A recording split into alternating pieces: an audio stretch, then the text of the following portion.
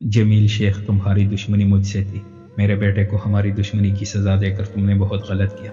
बस एक दफ़ा तुम मुझे मिल जाओ, ज़ियाद शाह खुद तुम्हें ज़िंदा ज़मीन में दफन कर देगा। टूटे शीशे में नज़र आते अपने हज़ारों अक्स पर नजरें गाड़े ज़ियाद शाह खुद कलामी कर रहे थे, या शायद तस्वीर में अपने दुश्मन से मुखातिब थे। कमीने इंसान, मैं तेरी बीवी नहीं हूँ जो तेरी खिदमत करता फिरूँ। जरजान के हाथ की ड्रेसिंग करते हुए हैदर ने तब कर कहा, तुझ जैसी बीवी होने से अच्छा है बंदा खुदकुशी कर ले। जरजान ने उसे चिढ़ाया। इससे पहले कि हैदर अपने मुंह से फूल जड़ता, कंदील आ गई।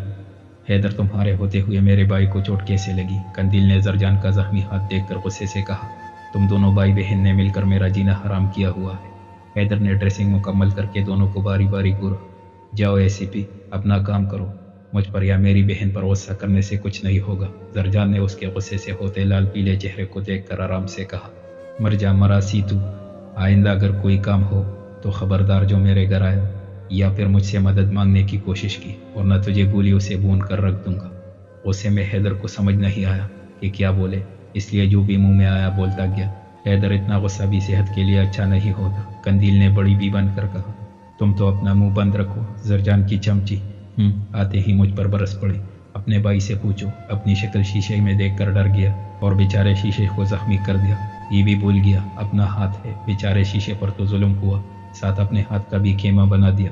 हैदर ने कुछ इस अंदाज में कहा कि जरजान और कंदील की हंसी छूट गई। हैदर बड़बड़ाता हुआ उठ गया, उसे डीएसपी से मिलना था। मेरी मट्टी में उगाई गई वहशत क्यों कर, क्यों ये जंगल सा मेरी जात के अंदर रखा। धीरे धीरे रात की सियाही हर तरफ फैल रही थी। एक हाथ में काफी का कप पकड़े जरजान खिड़की के पास खड़ा था। ठंडे हवा के झोंके जरजान से टकराते हुए कमरे में दाखिल होकर ठंडक पैदा कर रहे थे। जरजान शाह दरवाज़ा खोलकर ज़ियाद शाह गुस्से से उसका नाम लेते हुए कमरे में दाखिल हुए। Yes dad. जरजान ने मुड़कर सवालिया नजरों से ज़ियाद शाह को देखा। आखिर कौन सी कमी रह गई है तुम्हारी परवरिश में?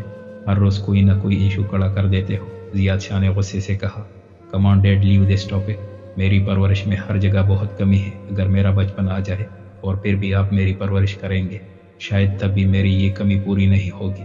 जरजान ने बेजारी से कहा। उसकी कही बात कितनी तलख थी, ये सिर्फ ज़ियाद शाह को मालूम था। ज़ियाद शाह ने बहुत प्यार से उसे पुकारा। हूहू बहू ज़ियाद शाह की जवानी का अक्स था। सिर्फ नीली आंखें थी जो उसे नीलम से मिली थी, और उन आंखों ने उसे और भी ज्यादा वजीह बना दिया था। ज़ियाद शाह ने प्यार से उसके एक नक्श को देखा। उस वक्त वो छोटा बच्चा लग रहा जो खपा खपा सा अपनी नाराजगी का इजहार अपने मन से कर रहा हो। हाँ, जख्मी हाथ से रिमोट उठाकर उसने चैनल सर्चिंग करते हुए हाँ कहने पर इत्तेफा किया। क्यों खुद को तकलीफ देते हो? क्यों खुद पर रहम नहीं आता तुम्हें? क्यों खुद को अजियत की गहरी काई में बार बार धकेल देते हो? क्यों तुम अपने माजी को बार बार याद करके खुद को तकलीफ देते हो? बहुत सारे क्यों थे, मगर उनका जवाब या हल किसी के पास ना था। क्योंकि मुझे खुद से नफरत है, घिन आती है अपने वजूद से। दिल करता है खुद को आग में तड़पता देख, फिर शायद सुकून हासिल मिल जाए। जरजान, भूल जाओ बेटा जो कुछ तुम्हारे साथ हुआ। अपना माजी याद रखोगे तो अपने हाल में कभी भी सुकून से नहीं रह पाओगे।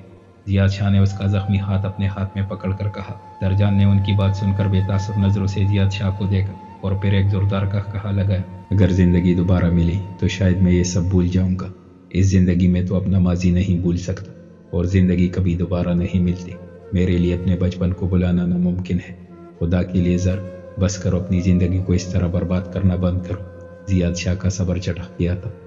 अगर आप मुझे ये सब समझाने आए तो इसका कोई फ़ायदा नहीं है।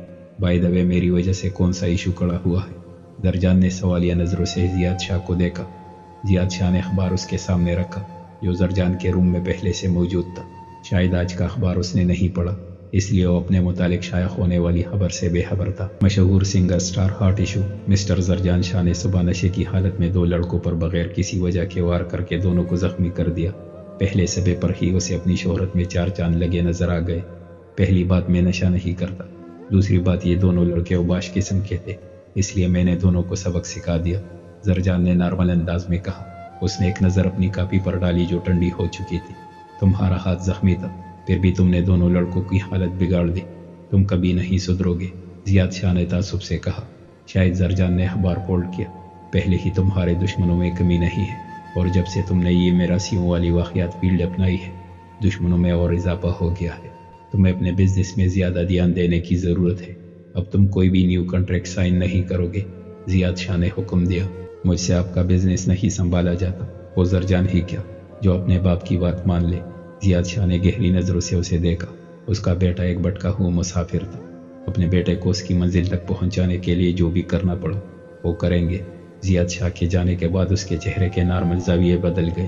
دکھ، درد، وحشت، اذیت، کیا کیا نہیں تھا جو زرجان کے چہرے پر رقم تھا۔ اپنا ماضی بھولنا اس کے لیے بہت مشکل تھا۔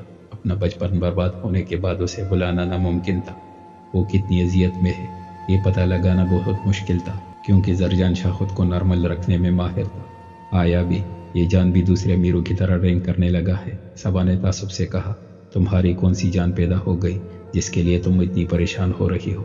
ابگینے نے حیرانی سے کہا۔ میں تو زرجان کی بات کر رہی ہوں، میں نے اس کا نک نیم جان رکھ دیا ہے، صبا نے شرماتے ہوئے کہا۔ ابگینے نے عجیب نظروں سے اسے دیکھا اور اخبار پکڑ کر پہلا صفحہ پڑھنے لگی۔ وہ شخص نشے کا عادی ہے، یہ پڑھتے ہی اس کے چہرے پر ایک سایہ لہرایا۔ بہت جلد ابگینے نے خود کو نارمل کیا اور اخبار فولڈ کر کے رکھ دی۔ تم کیوں ان مشہور لوگوں کے پیچھے پڑ گئی ہو جبکہ تمہارا نصیب تمہاری پھوپھی کے لاڈلے سپوت پپو خان سے جڑنے کے اندیشے ہے؟ اپنے سامنے رکھے چنے اٹھا کر مزے سے کھاتے ہوئے ابگینے نے صبا کو چڑھایا۔ کوئی نہیں، اماں کی فل سپورٹ حاصل ہے مجھے، کوئی پپو شپو نہیں آئے گا۔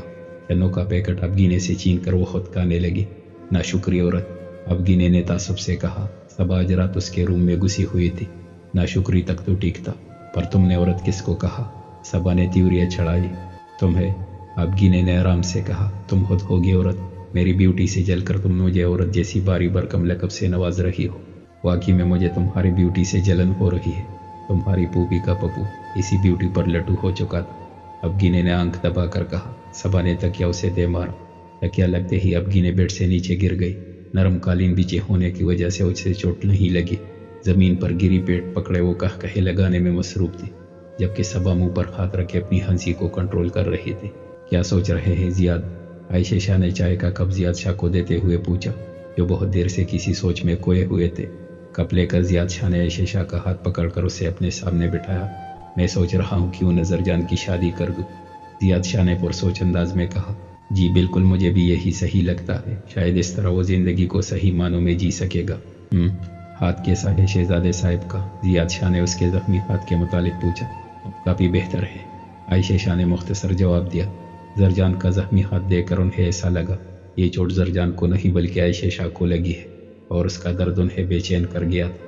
ان کی ممتا تڑپ اٹھی تھی۔ اپنی اولاد کے زخم دیکھنا کتنا مشکل ہوتا ہے۔ یہ عائشہ شاہ سے کوئی پوچھے، اے کہاں میراثی؟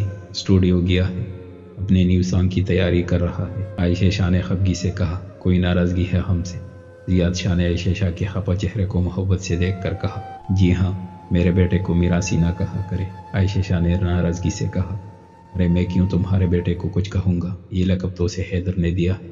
زیاد شاہ نے سارا الزام حیدر پر لگایا۔ آپ بھی معصوم نہیں ہے، عائشہ شاہ نے مصنوعی غصے سے کہا، لیکن زیاد شاہ کی معصوم بننے کی ایکٹنگ دیکھ کر کھلکھلا دی۔ اتنے دنوں بعد عائشہ شاہ کے چہرے پر خوشی کے رنگ بکھرے تھے۔ زیاد شاہ ان رنگوں کو دلکشی سے دیکھنے لگا۔ بابی زندگی میں شاید زیاد شاہ نے عائشہ شاہ کے ساتھ بہت غلط کیا تھا، مگر اب وہ اس عمر میں اپنی غلطی کا مداوع ضرور کریں گے۔ شاید زندگی ایسا موقع دوبارہ دے۔ زیاد شاہ نے محبت سے عائشہ شاہ کے چہرے کو دیکھا اور مسکرا دیے۔ اپنے روم میں بیٹی کب سے وہ پڑھنے کی کوشش کر رہی تھی، مگر بچوں کی شور کی آوازوں سے بار بار ڈسٹرب کر رہی تھی۔ تم سب پارک میں جا کر کیوں نہیں کھیلتے؟ کڑکی سے منہ باہر نکال کر بلند آواز میں کہا۔ آپ ہی پارک میں اینگری انکل بیٹھے ہیں، اس لیے ہم سب یہاں کھیل رہے ہیں، صبا کے 6 سالہ بھائی جنید نے اپنی توتلی زبان میں کہا۔ اب گینے کو ہنسی آ گئی۔ بچوں نے پھر سے کھیلنا شروع کر دیا اور پھر اس نے دیکھا کہ لڑکوں کی ٹیم لڑکیوں کے ساتھ چیٹنگ کر رہی ہے۔ اوہو چیٹر کہیں کے! اب گینے منہ میں بڑبڑائی اور کمرے سے باہر دوڑ لگا دی۔ ابھی آرام سے، کہاں بھاگی جا رہی ہو؟ فرحت بیگم کی آواز پر اس نے بریک لگائی۔ میں نیچے کرکٹ کھیلنے جا رہی ہوں۔ اب گینے نے اچھی طرح دوپٹہ سر پر باندھا اور فرحت بیگم کو جواب دے کر باہر نکل گئی۔ اس کا پلیٹ فلور پر تھا۔ آج لفٹ خراب ہونے کی وجہ سے وہ سیڑھیاں پلانگتی 3rd فلور پر آئی اور زور زور سے دروازہ بجانا شروع کیا۔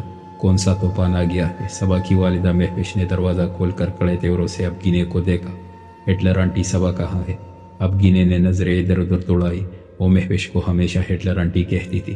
صفائی کر رہی ہے اور تمہیں بھی اپنی ماں کا ہاتھ بٹانا چاہیے، بیچاری سارا دن گھر کے کاموں میں لگی رہتی ہے، مہوش نے سنا ڈالا۔ وہاں یاد آیا آپ کو امی بلا رہی ہے، میں نیچے آپ کو ہی بلانے آئی تھی۔ بات مکمل کر کے اب گینے نے معصومیت سے پلکیں جھپکانا شروع کر دی کیا سچ میں مجھے فرحت نے بلایا ہے؟ مہوش کو یقین نہیں آیا۔ بالکل سچ، مجھے اپنے ان پیارے اور حسین ناخنوں کی قسم۔ اب گینے نے پہلے اس بات میں سر ہلایا، پھر الٹا ہاتھ آگے کر کے اس پر اپنا سیدھا ہاتھ رکھ کر اپنے جان سے پیارے ناخنوں کی قسم کھائی۔ مہوش نے بے یقینی سے اسے دیکھا، مگر فرحت نے بلایا ہے تو ضرور کوئی کام ہوگا، یہ سوچ کر وہ فرحت کے پاس جانے لگی۔ اب ہم لڑکوں کو دکھائیں گے کہ ہم لڑکیاں بھی کسی سے کم نہیں، اب گینے نے اتنے جوش سے کہا جسے کسی تقریب میں خطاب کر رہی ہو۔ خیریت کوئی پارٹی وارٹی تو جوائن نہیں کر لی؟ اور امی کہاں گئی؟ صبا نے حیران ہوتے ہوئے پوچھا۔ ہٹلر آنٹی کو میں نے اپنی ماں کے پاس بھیج دیا ہے، اب گینے نے فخر سے بتایا۔ ضرور اپنے ناخنوں کی قسم کھائی ہوگی۔ صبا اب گینے کی اس عادت سے خوب واقف تھی۔ دونوں نے اس بات پر مشترکہ قہقہہ لگایا۔ اب چلو بھی؟ کہاں؟ صبا حیران ہوئی۔ اوہو نیچے چلو، پھر سب بتاتی ہوں۔ اب گینے نے بات مکمل کر کے صبا کو تقریباً گھسیٹا اور نیچے جانے لگے۔ ہیلو، السلام علیکم سر، حیدر نے نیند سے بوجھل آواز میں کہا۔ وہ رات بھر ڈیوٹی پر تھا، 2 گھنٹے پہلے ہی آیا تھا اور تکن کی وجہ سے صوفے پر ہی لیٹ گیا، مگر فون پر ہوتی بپ نے اس کی نیند میں خلل پیدا کیا۔ واٹ سر، کیا آپ کو پورا یقین ہے وہ شخص اسی ایریا میں ہوگا؟ حیدر سیدھا ہو کر بیٹھ گیا۔ ٹھیک ہے سر، میں ابھی اس علاقے میں جاتا ہوں۔ آرڈر ملنے پر حیدر کو اپنی نیند کو خیر بات کہنا پڑا۔ کیا؟ در جاننے کا جانے والی نظروں سے حیدر کو گورا۔